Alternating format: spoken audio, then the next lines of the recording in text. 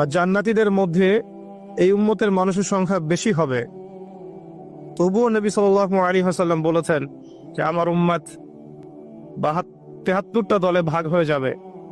বনু ইসরাইল 72 দলে ভাগ হয়েছিল। ওয়াতাফতারিকু উম্মতি আলা 73 মিল্লাহ, আমার উম্মত 73টা দলে ভাগ হয়ে যাবে। কুল্লুহুম ফিন্নার, প্রত্যেকটা দলই যাবে জাহান্নামে, ইল্লা মিল্লাতান ওয়াহিদা, একটা মাত্র দল ছাড়া। কিলা মান হিয়া ইয়া রাসূলুল্লাহ, বলা হলো তারা কারা হে আল্লাহ রাসূল সাল্লাল্লাহু আলাইহি ওয়াসাল্লাম? নবীজি বললেন মা আনা আলাইহি ওয়া আসহাবি, আমি যার উপরে আছি, আমার সাহাবীরা যার উপরে আছে। দুর্ভাগ্যজনক হচ্ছে ইসলামের নামে যত দলাদলি হয়েছে সবারই এই একটাই দলিল যে মা আনা আলাইহি ওয়া আসহাবি, আমি যার উপরে আছি, আমার সাহাবীরা যার উপরে আছে। সবাই দাবি করে আমরা তাই করছি। কেন বেশিরভাগ মানুষ জাহান্নামে যাবে? একটা উত্তর আমরা পেলাম, চোখ দিয়েছি দেখেনি, কান দিয়েছি শোনেনি, কলব দিয়েছি উপলব্ধি করেনি। অর্থাৎ আল্লাহর সত্যের সন্ধান তারা পায়নি, সত্যকে মূল্যায়ন করে নাই, আল্লাহ পাকের বিধানের আনুগত্য করেনি। আরেকটা কারণ আছে, সেটা হলো শিরক। কারণ যে বেশিরভাগ মানুষ জাহান্নামে যাবে তাদের আমল নামায় একটা পাপ থাকবে, খুব কমন পাপ, সেটা হলো শিরকের পাপ। কিভাবে এটা বলতে পারি? এভাবে পারি যে আল্লাহ পাক সূরা নিসার মধ্যে বলেছেন ইন্নাল্লাহা লা ইয়াগফিরু আন ইউশরাকা বিহি ওয়া ইয়াগফিরু মা দুনা যালিকা লিমান ইয়াশা। আল্লাহ পাক বলছেন আমি শিরক ছাড়া অন্য যে কোনো গুনাহ যাকে ইচ্ছা ক্ষমা করে দেব। আল্লাহ পাক বলছেন আমি, আল্লাহ পাক শিরকের গুনাহ মাফ করেন না, অন্য যে কোনো গুনাহ যাকে ইচ্ছা আল্লাহ পাক মাফ করে দিবেন ইনশাআল্লাহ। তো আল্লাহ পাক যখন ঘোষণা দিলেন যে শিরক ছাড়া অন্য গুনাহ আমি মাফ করে দেব ইনশাআল্লাহ, শুধু মানুষের সাথে জড়িত বিষয় বাদ দিয়ে। কারণ মানুষের সাথে জড়িত বিষয় আল্লাহ রাব্বুল আলামিনের কাছে ক্ষমা চেয়ে লাভ হচ্ছে না। যেটা মানুষের সাথে জড়িত বিষয় সেটা আল্লাহর কাছে ক্ষমা চেয়ে লাভ হচ্ছে না। ধরেন আপনি কারো গীবত করেছেন, নাউজুবিল্লাহ, কারো সম্পদ আত্মসাৎ করেছেন, কারো প্রতি জুলুম করেছেন, কাউকে গালি দিয়েছেন, চুরি ডাকাতি করেছেন, ছিনতাই করেছেন, অন্যের সম্পদ আত্মসাৎ করেছেন, কাউকে ধর্ষণ করেছেন, অর্থাৎ অন্য কারো সম্মানহানি করেছেন, জান মাল ইজ্জতের হানি করেছেন। এই বিষয়টার ক্ষমা আল্লাহর কাছে পাওয়া যাবে না। এই ক্ষমাটা ওই বান্দার কাছে নিতে হবে যে ভাই আমি আপনার গীবত করেছিলাম, আমাকে মাফ করে দেন। ভাই আমি আপনার সম্পদ চুরি করেছি, এই নেন, ফেরত নেন। ভাই আমি তোমার জমি আত্মসাৎ করেছি, এটা তোমার, তুমি নিয়ে নাও। ভাই আমি তোমার কাছে টাকা ধার নিয়েছিলাম, দেইনি, এই যে দিয়ে দিলাম, শোধ। প্রতিটা বিষয় যেটা মানুষের সাথে জড়িত, হাক্কুল ইবাদ, এটা আল্লাহর কাছে ক্ষমা হবে না, এটা তার কাছেই ক্ষমা নিতে হবে, এবং এটা খুব কঠিন বিষয়। এর জন্য একটা কলবুন সালিম দরকার হয়, মানে সৎ মনের দরকার হয়। আর এই সৎ মন অনেক দাড়ি টুপির ভিতরেও থাকে না। আমি কি বুঝাতে পারছি? এই মনস্তাত্ত্বিক সততা দাড়ি টুপি জুব্বা পাগড়ির ভিতরে নাও থাকতে পারে, এটা ভিতরের ব্যাপার। যার কলব যত বেশি পরিচ্ছন্ন আলোকিত, সে তত বেশি সৎ হবে ইনশাআল্লাহ। কোনো কোনো ক্ষেত্রে আমরা এমনও দেখেছি যে একজন নন মুসলিম হিন্দু সম্প্রদায়ের মানুষ, সে মাপে কম দিচ্ছে না, একজন মুসলিম দিচ্ছে। কোনো কোনো ক্ষেত্রে দেখবেন আপনাদের এলাকায় আগে হিন্দু সম্প্রদায় বেশি ছিল না? আমার জানা মতে রংপুরের এই জায়গায় তো আগে শহর ছিল, তাই না? এখন এখানে অনেক নিদর্শন আছে, খাঁটি খাবারের জন্য মানুষ তাদের কাছে আসতো, মুসলিমদের দোকানে না গিয়ে তাদের দোকানে যাচ্ছে। তাদের দুধটা হবে খাঁটি, ঘিটা হবে খাঁটি, মিষ্টি হবে খাঁটি। মুসলিমের দোকান বাদ দিয়ে তাদের কাছে যাচ্ছে মানুষ, সততা দিয়ে তারা মানুষের মন জয় করলো।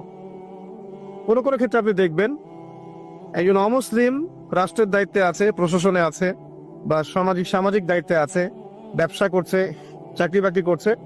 কোনো কোনো ক্ষেত্রে দেখা যায় যে তারা অনেক মুসলিমের চেয়ে বেশি সৎ। হ্যাঁ, ঘুষ নিচ্ছে না, দুর্নীতি করছে না, ব্যবসায় ভাবে কম দিচ্ছে না, সিন্ডিকেট করছে না, চোরা কারবারি করছে না, অনেক ক্ষেত্রে দেখা যায়। এই শ্রেণীর মানুষদেরকে আল্লাহ পাক হেদায়েত দিয়ে দিতে পারেন। যাদের মনের মধ্যে আল্লাহ পাক সততা দেখবেন, আল্লাহ পাক তাকে হেদায়েত দিবেন ইনশাআল্লাহ। এটাই নিয়ম। আর যার হৃদয়ের মধ্যে সততা নাই, বাহ্যিকভাবে যদি মনেও হয় যে সে জান্নাতের পথে হাঁটছে, এমন হতে পারে দিন শেষেও জাহান্নামেই যাবে, নাউজুবিল্লাহ। তো যে প্রসঙ্গে এখানে আসলাম, মানুষের সাথে জড়িত হকটা মানুষের সাথেই ডিল করতে হবে। এটা কাবা ঘরের গেলাফ ধরে কানলেও ক্ষমা হবে না। কারণ আল্লাহ পাক তো রহমানুর রহিম নন, শুধু আল্লাহ পাক ন্যায় বিচারকও বটে। কথা কি বুঝতে পারছেন? আল্লাহ পাক শুধু রহমানুর রহিম নন যে সব মাফ করে দিব, একই সাথে শাদীদুল ইকাব, কঠোর শাস্তিদাতাও বটে। এবং আল্লাহ পাকের ন্যায় বিচার, ইনসাফটা সবচেয়ে উপরে। আল্লাহ পাক ইনসাফ করবেন, ইনসাফ করবেন। রহমানুর রহিম কোন অর্থে? আল্লাহ পাক চান যে তার বান্দারা জান্নাতে যাক, এবং তার জন্য আল্লাহ পাক নবী রাসূল পাঠিয়েছেন, আসমানি কিতাব পাঠান, মানুষকে খাওয়ান, পড়ান, হেদায়েত দেন, ভালো মন্দ বোঝান, বিবেক দেন, সবকিছু দেন। রহমানুর রহিম ছাড়া কোন সত্তা এমন করতে পারে? এরপরেও যখন মানুষ জাহান্নামের পথে হাঁটবে, তখন আল্লাহ পাক কি আমরা দোষ দিতে পারবো? পারবো না। কিয়ামতের দিনের দরকার ছিল। আগে আমরা ভাবতাম যে কিয়ামতের দিনের কি দরকার ছিল, ছোটবেলায় ভাবতাম আর কি, যে এত সমস্যা, মানুষ হয়ে জন্ম নিয়েই তো বিপদে পড়ে গেলাম, কিয়ামতের দিনে তো অবস্থা খারাপ, কি জন্য আল্লাহ এত কঠিন শাস্তি দিবেন, জাহান্নাম সৃষ্টি করেছেন ইত্যাদি। সত্যিকার অর্থে কিয়ামতের দিন না থাকলে কোন জালেমের বিচার হতো না, যাদের বিচার দুনিয়া হয়নি। কথা কি বুঝতে পারছেন? যে জালেমদের বিচার দুনিয়াতে হয় নাই, তারা পার পেয়ে যেত। কিয়ামতের মাঠ আছে বলেই তারা পার পাবে না।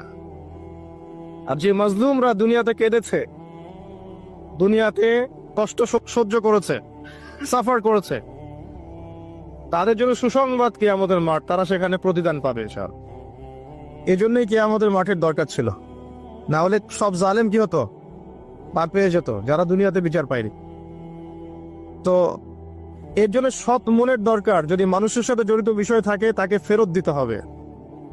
যদি আপনি জনগণের সম্পদ আত্মসাৎ করে থাকেন, সবার সামনে দাঁড়িয়ে বলতে হবে যে তোমাদের এই সম্পদ ছিল, আমি আত্মসাৎ করেছি, আমার সম্পদ থেকে এগুলো নিয়ে নাও। তারপরে জান্নাতের প্রশ্ন আসবে, তার আগে নয়। এত সহজ নয়। তাহলে কিয়ামতের মাঠে উঠে দেখবেন কিছু কিছু মানুষের ঘাড়ের মধ্যে দেখবেন রিলিফের মাল আছে। হ্যাঁ, কিয়ামতের মাঠে উঠে দেখবেন কিছু মানুষের ঘাড়ে রিলিফের মাল আছে, টিন আছে, গম আছে, চাল আছে, ত্রাণ আছে। নবী সাল্লাল্লাহু আলাইহি ওয়াসাল্লাম বলেছেন, যে যেটা আত্মসাৎ করবে সেটা নিয়ে কিয়ামতের মাঠে উঠবে। হ্যাঁ, কেউ যেটা একটা গরু আত্মসাৎ করে থাকে, গরু তার ঘাড়ে থাকবে। হ্যাঁ, গরু নিয়ে হাঁটবে সে। কেউ যদি ছাগল আত্মসাৎ করে থাকে, ছাগল থাকবে ঘাড়ে। কেউ যদি কারো জমি আত্মসাৎ করে থাকে, জমি, ওই এক তবক হলে 7 তবক চাপিয়ে দেওয়া হবে। তবক মানে তো বোঝেন, তবাক আইন তবাক, কোরআন পড়ে দেখেন। এর জন্য দুনিয়াতে হকটা মেটাতে হবে, এটা খুব ডিফিকাল্ট। ওমর রাদিয়াল্লাহু আনহু একবার একজন বেদুইনের বুকের মধ্যে লাঠি দিয়ে আঘাত করেছিলেন। আঘাত করাটা তার জন্য জায়েজই ছিল ওই সময়, কারণ সে বিরক্ত করছিল বারবার। ওমর রাদিয়াল্লাহু আনহু রাষ্ট্রীয় বড় দায়িত্ব পালনে ব্যস্ত ছিলেন। এই সময় একজন বেদুইন এসে তার জামা ধরে টান দিচ্ছে, দিয়ে বলছে যে আমার কথা শোনেন, আমার কথা শোনেন। তিনি ব্যক্তিত্ব সম্পন্ন মানুষ ছিলেন, লাঠি দিয়ে একটু গোতা দিয়েছেন, দেখছো না আমি ব্যস্ত আছি। একটু পরেই তার চিন্তা হলো, আমি কি জুলুম করে ফেললাম?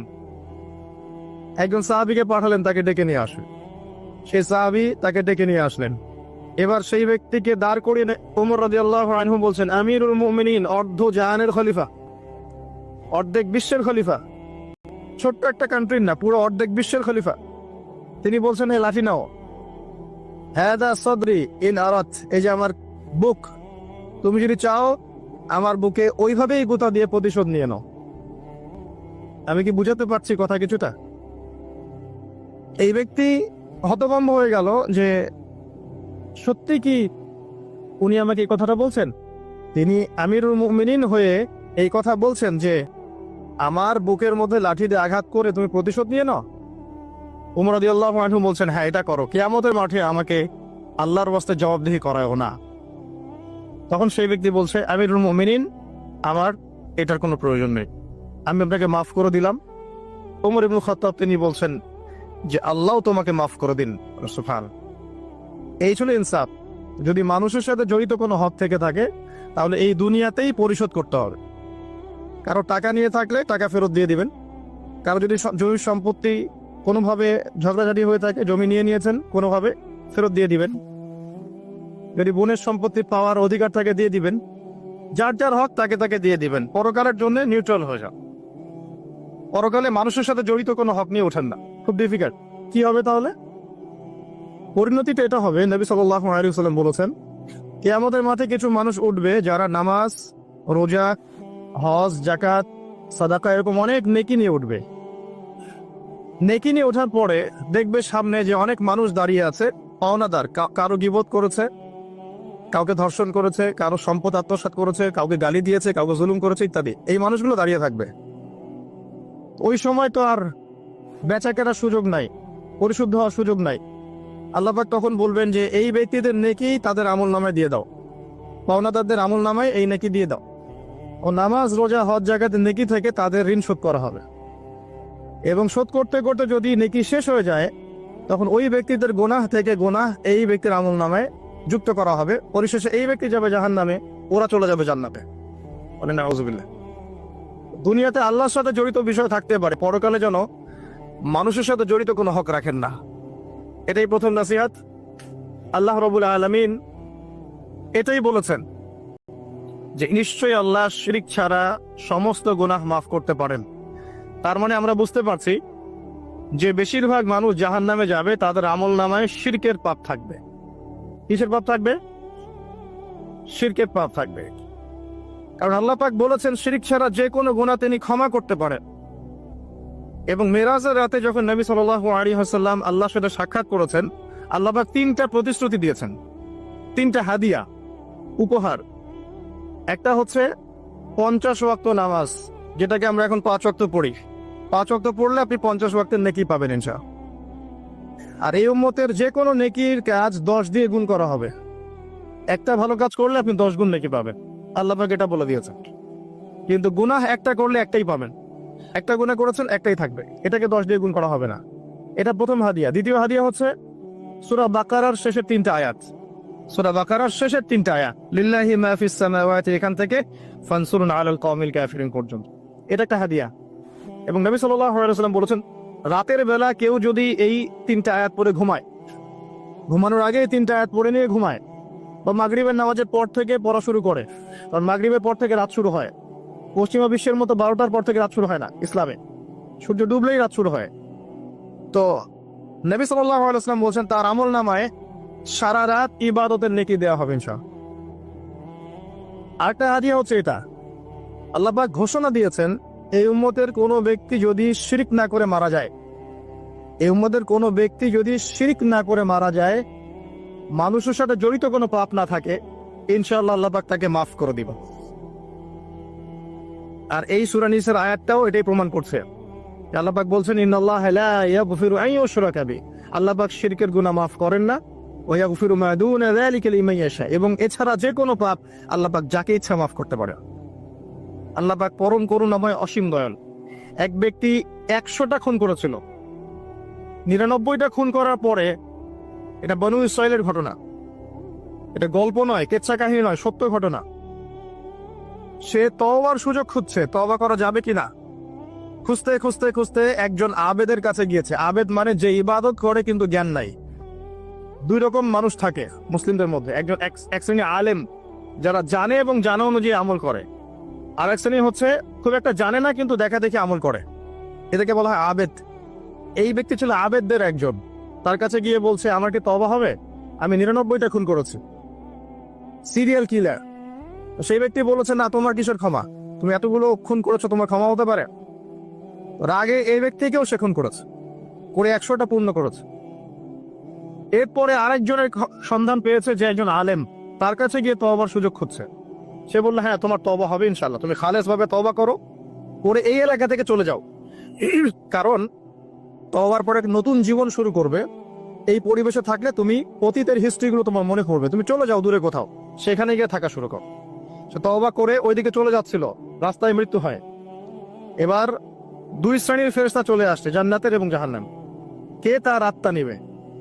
আমরা মৃত্যুর সময় টের পেয়ে যাব যে কে জান্নাতে কে জাহান্নামী, ফেরেশতাদের আকৃতি দেখেই, ঠিক আছে? আর একজন মানুষের মৃত্যু থেকেই তার কিয়ামত শুরু হয়ে যায়। কিয়ামত কবে হবে এর চেয়ে বড় কথা যে মৃত্যুর জন্য আমরা প্রস্তুত কিনা। তো এখন জাহান্নামের ফেরেশতারা রূহ নিতে চাচ্ছে ওই ব্যক্তির, আবার জান্নাতি ফেরেশতারাও চাচ্ছে, দুজনের মাঝখানে একটা ডিবেট চলছে। আল্লাহ রাব্বুল আলামিন তখন কৌশল করে বললেন, তোমরা রাস্তাটা মেপে দেখো, সে যতদূর এসেছিল এই রাস্তার পরিমাপ বেশি না যেখানে যাচ্ছিল এর পরিমাপ বেশি। দেখা গেল সে যতদূর গিয়েছিল এর পরিমাপ বেশি। আল্লাহ পাক জমিনটা প্রশস্ত করে দিলেন।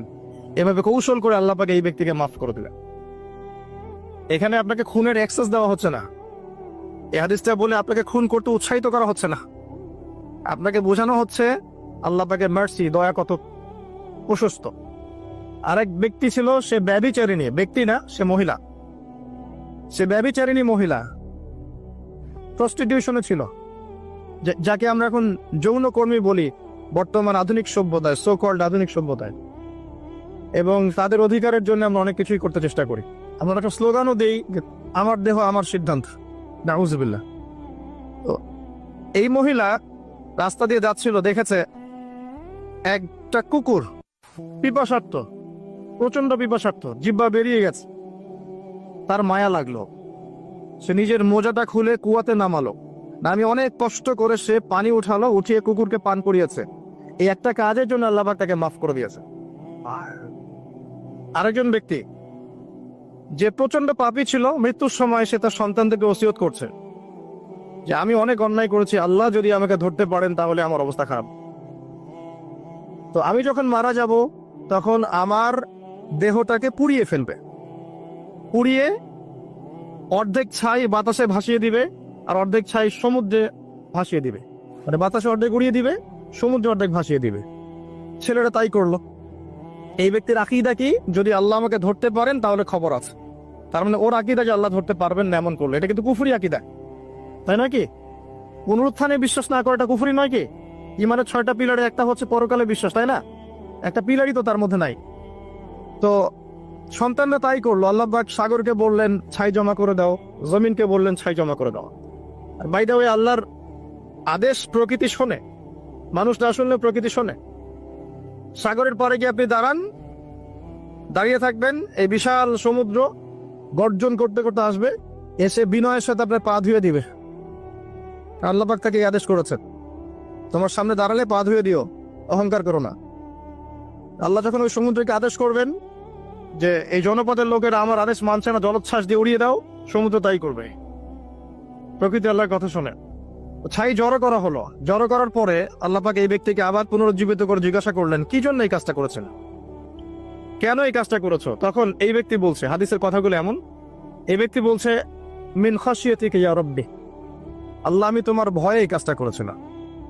আর তুমি খুব ভালো করেই জানো হে আল্লাহ যে আমি তোমার ভয়ে করেছি না অন্য কোনো কারণে করেছি। আল্লাহ পাক বললেন আমি তোমাকে মাফ করে দিলাম। আর দুজন ব্যক্তি, এটা বলে সামনে যাচ্ছেন, আর দুজন ব্যক্তি, এটা আমাদের মুসলিমদের জন্য শিক্ষা আছে। আমরা মুসলিমরা মনে করি যে আমরা সুপিরিয়র হয়ে গেছি, মাশাআল্লাহ জুমার নামাজে আসি, রমজানের রোজা রাখি, মাঝে মাঝে একটু জাকাত দেই, সুযোগ পেলে একটা হজ উমরা করে আসি, তাই না? মাঝে মাঝে মসজিদে এসে নামাজ পড়ি, আমরা মনে হয় জান্নাতের সার্টিফিকেট পেয়ে গেছে, আমরা এমনটা মনে করি আর কি। দুই ব্যক্তি, একজন অনেক আল্লাহওয়ালা মানুষ, আর একজন হচ্ছে যে আল্লাহর দিনের খুব একটা পরোয়া করে না।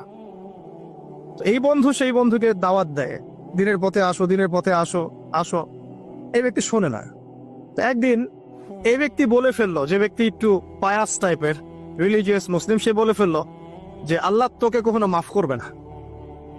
কথাটা শোনেন, আল্লাহ তোকে মাফ করবে না, তোকে এত ডাকি দাওয়াত দিয়ে তুই কথা শুনিস না। মৃত্যুর পরে আল্লাহ পাক এই দুইজনকে জীবিত করলেন, জীবিত করে বললেন কে তোমাকে ইখতিয়ার দিয়েছে যে আমি কাউকে ক্ষমা করব কি করব না এই বিষয়ে সিদ্ধান্ত দেওয়ার? আজকে আমি ওকে মাফ করে দিলাম আর তোমাকে জাহান্নামে দিলাম। যাও। যার মনের মধ্যে জর্রা পরিমাণ অহংকার থাকবে সে ব্যক্তি জান্নাতে যেতে পারবে না। আর অহংকার এবং রিয়াটা এত সূক্ষ্ম যে অন্ধকার রাতে কালো পাথরের উপরে যদি কালো পিঁপড়া হাঁটে, এটা যেমন সূক্ষ্ম, রিয়া এবং অহংকার এতটাই সূক্ষ্ম। এবং যখন আপনারা ইসলামিক ব্যক্তিত্বদেরকে নিয়ে আইওয়াশ এবং শোডাউনে লিপ্ত হন, তখন অহংকার তাদের মনের মধ্যে চলে আসতে পারে। এই বিষয়গুলো থেকে সম্পূর্ণ দূরে থাকা উচিত। আল্লাহ পাক আপনাদেরকে বোঝার তৌফিক দান করুন। শিরকের পাপ থেকে বেঁচে থাকুন, মানুষের সাথে জড়িত পাপ থেকে বেঁচে থাকুন। আল্লাহ পাক পরম করুণাময়, অসীম দয়ালু। আল্লাহ পাক সমস্ত গুনাহ মাফ করতে পারেন। এর মানে এই নয় যে গুনার এক্সেস দেওয়া হচ্ছে, লাইসেন্স দেওয়া হচ্ছে, এমনটা নয়। আল্লাহ পাকের দয়া বোঝানো হচ্ছে। আল্লাহ আপনাকে ভালোবাসেন এবং আল্লাহই আপনাকে প্রকৃত অর্থে ভালোবাসেন, বাকিরা আপনাকে স্বার্থের জন্য ভালোবাসেন।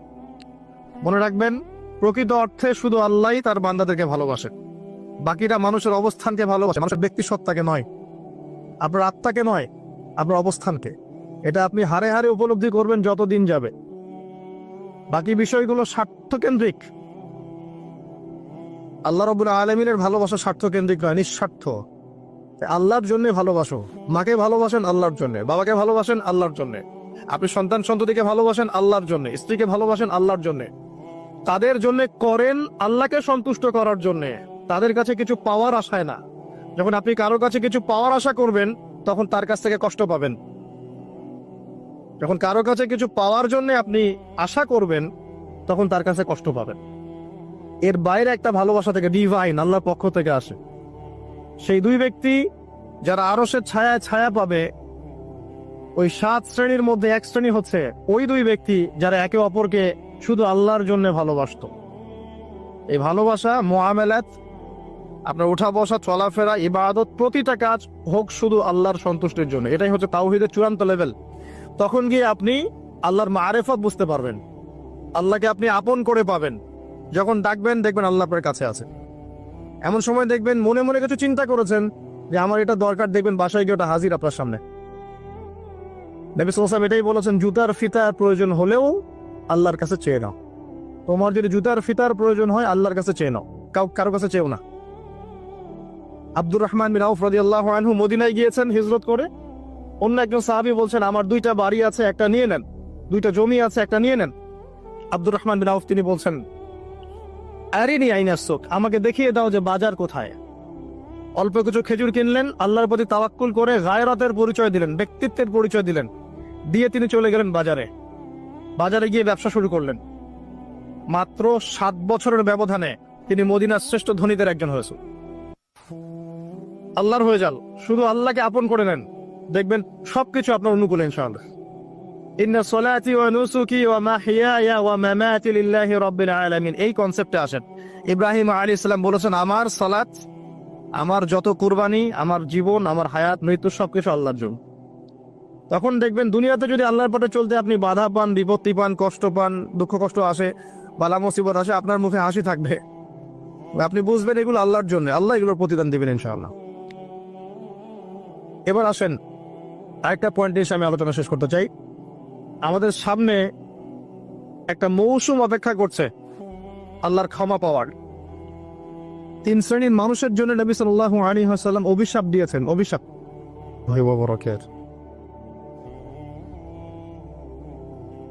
إن الحمد لله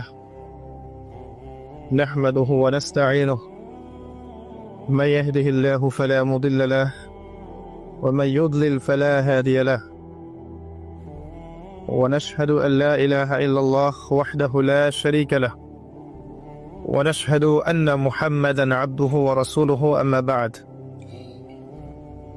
فأعوذ بالله من الشيطان الرجيم بسم الله الرحمن الرحيم وقال الله تعالى في كلامه المجيد والفرقانه الحميد يا أيها الذين آمنوا اتقوا الله حق تقاته ولا تموتن إلا وأنتم مسلمون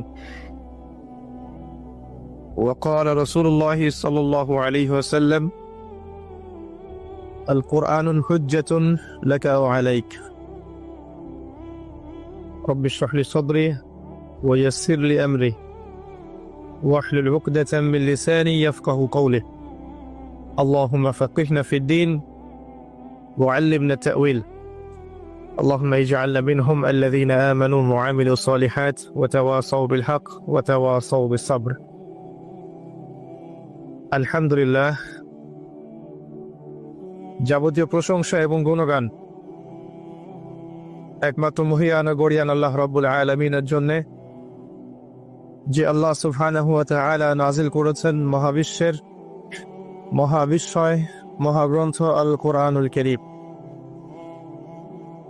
যে আল্লাহ পাক আমাদেরকে আজকে সুস্থ শরীরে মসজিদে আসার তৌফিক দান করেছেন, আমাদেরকে মুসলিম পরিবারে জন্মগ্রহণ করার তৌফিক দান করেছেন, মুহাম্মদ সাল্লাল্লাহু আলাইহি ওয়াসাল্লামের উম্মাহ হওয়ার সৌভাগ্য দান করেছেন, সকলেই শুকরিয়া আদায় করি, বলি আলহামদুলিল্লাহ। অগণিত অসংখ্য দরুদ এবং সালাত বর্ষিত হোক মহান আল্লাহ প্রেরিত সর্বশেষ এবং চূড়ান্ত নবী, মানবতার মুক্তির দূত মুহাম্মদুর রাসূলুল্লাহ সাল্লাল্লাহু আলাইহি ওয়াসাল্লামের প্রতি। আমরা সংক্ষিপ্ত আকারে দরুদ পড়ি, আল্লাহুম্মা সাল্লি আলা মুহাম্মদ, আল্লাহুম্মা বারিক আলা মুহাম্মদ। সম্মানিত উপস্থিতি, কেমন আছেন আপনারা? আলহামদুলিল্লাহ আলা কুল্লি হাল ওয়া ফি কুল্লি মাকান। আমরা পবিত্র জুমার দিনে আছি। আল্লাহ পাক জুমার দিনে খুতবা শ্রবণ এবং সালাত আদায়ের উদ্দেশ্যে সুস্থ শরীরে মসজিদে আসার তৌফিক দিয়েছেন, আবারও বলি আলহামদুলিল্লাহ। রাসূলুল্লাহ সাল্লাল্লাহু আলাইহি ওয়াসাল্লাম বলেছেন, জুমার দিনে কেউ যদি সকাল সকাল গোসল করে এবং উত্তম কাপড় পরিধান করে, সুগন্ধি ব্যবহার করে, সকাল সকাল মসজিদে আসে এবং পায়ে হেঁটে মসজিদে আসে, ইমামের কাছাকাছি বসে, মনোযোগের সাথে খুতবা শ্রবণ করে, খুতবা চলাকালীন সময়ে কাউকে কষ্ট দেয় না, এমনকি কেউ যদি কথা বলে তাকে এটাও বলবে না যে চুপ করো,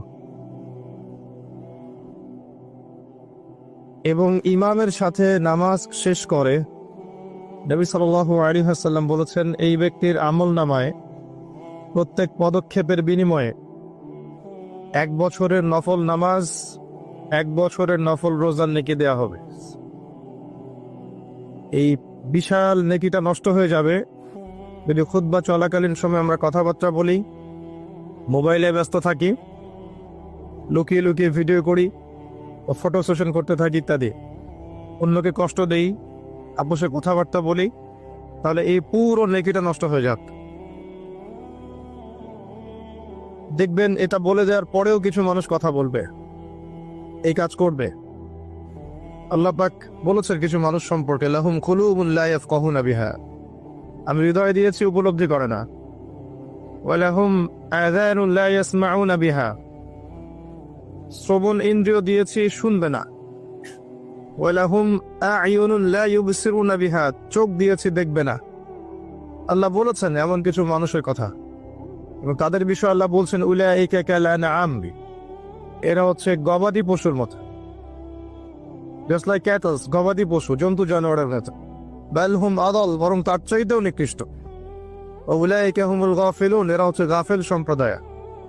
আল্লাহ পাক এদেরকে দিয়েই জাহান্নাম পূর্ণ করবেন। ওয়ালাকাদ যারানা লিজাহান্নামা কাসীরাম মিনাল জিন্নি ওয়াল ইনস, প্রচুর জিন আর মানুষকে দিয়ে আমি জাহান্নাম পূর্ণ করব।